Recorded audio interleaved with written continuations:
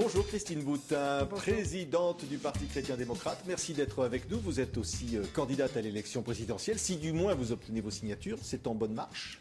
C'est en marche.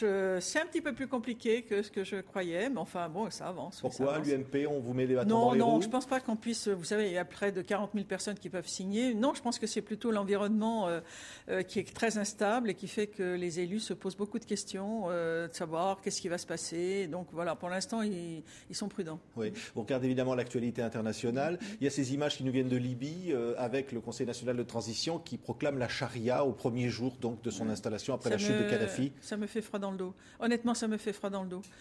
Parce que, qui veut dire charia, c'est absolument l'inverse. C'est un signal qui est envoyé aux pays occidentaux, aux démocraties, pour leur dire, vous n'avez pas le droit de venir chez nous. Hein. Nous, on s'occupe de nos affaires. Et la charia, c'est certainement pas la promotion de la femme, c'est pas la démocratie.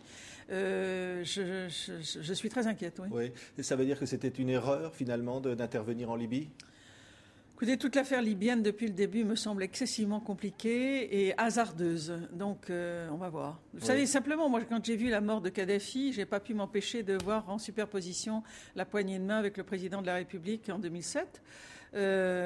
Grandeur et décadence, dictateur et barbarie. Tout ça me semble très inquiétant pour le monde arabe aussi. Oui, vous étiez ministre à l'époque du logement de Nicolas Sarkozy, lorsqu'il a été reçu, Kadhafi, à Paris. Vous aviez eu envie de dire ce que vous pensiez à l'époque?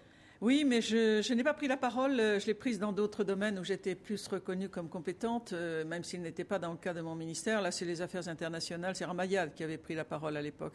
Moi, je n'avais rien dit. Oui. Mais je n'en avais pas moins pensé. Oui, il y a et la Tunisie aussi qui vote. Et on dit là, un parti islamiste modéré qui fait un bon score. On n'a pas encore les résultats tout à fait définitifs. Mais attendons les déclarations de ce parti islamiste modéré pour voir ce qu'il va proposer. Est-ce qu'il propose la charia aussi? Non, je ne pense pas. J'espère que non. Oui, ça veut dire que là encore, il y a une prépondérance du religieux ou en tous les cas de l'islam?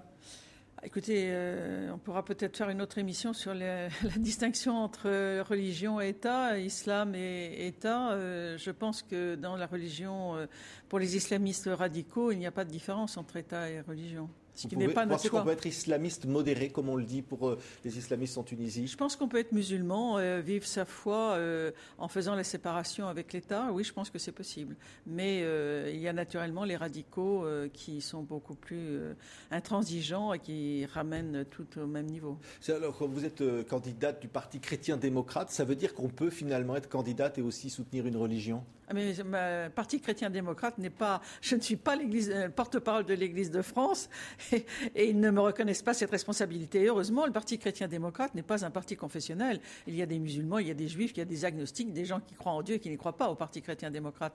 Le Parti chrétien-démocrate s'inscrit dans l'histoire des idées politiques françaises qui viennent de Robert Schuman, le MRP, le CDS, etc., qui a été complètement bazardé, je puis dire, par François Bayrou. Et moi, je ne peux pas imaginer qu'en France, où tout de même les racines judéo-chrétiennes sont importantes dans son histoire, il n'y ait pas ce courant de pensée qui existe. Et donc, mon ambition, c'est effectivement de faire revivre ce courant de pensée qui est en fait social et humaniste. Oui, François Bayrou, puisque vous en parlez, qui va être candidat, il n'en cache pas son intention à l'élection présidentielle, disait « Il faut finalement un gouvernement qui rassemblerait Alain Juppé, François Hollande face à la crise ». Il demande cela. Je pense qu'il sera nécessaire d'envisager, compte tenu de la gravité de la situation, un gouvernement d'union nationale. Ce n'est pas ni M. Bayrou, ni moi-même, ni vous qui pouvez en décider. Ce sont les hommes politiques qui sont actuellement en charge de notre pays et de l'Europe de décider de travailler ensemble. Moi, je pense que ça va s'imposer. Pour l'instant, nous sommes avec nos petits moyens dans la perspective d'élection présidentielle quand on est responsable politique. Mais je pense que la réalité gouvernementale, la réalité de la crise européenne, nationale, européenne et mondiale va nous imposer ce gouvernement d'union nationale. C'est-à-dire que vous seriez prête à travailler avec des gens, des socialistes par exemple? Dans un cadre d'union nationale, oui, bien sûr. bien sûr.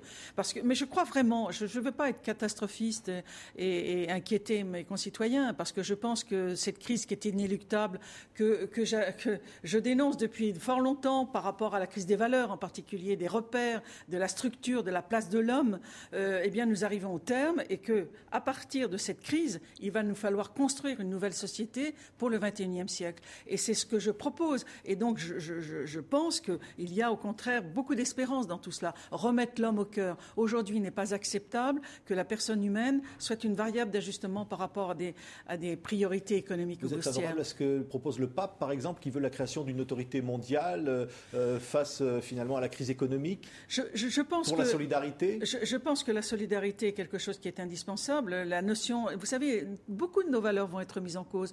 La valeur de la gratuité, tout ce qui est, par exemple, le bénévolat qui n'est pas reconnu, le travail des femmes qui n'est pas reconnu à son juste niveau, tous ceux qui rendent service, cette solidarité, elle doit être reconnue. Aujourd'hui, elle ne l'est pas. Eh bien, c'est une valeur qu'il va falloir défendre. Aujourd'hui, quand le pape propose cette autorité, est-ce que c'est une autorité? Moi, je ne veux pas d'un gouvernement mondial. Et je ne pense pas que ce soit ce que souhaite le Saint-Père, mais qu'il y ait une prise en compte de la solidarité. Est-ce que vous savez aujourd'hui, monsieur, qu'il meurt toutes les 6 heures autant de personnes par la faim que lors des attentats du 11 septembre. Est-ce que vous le savez, ça?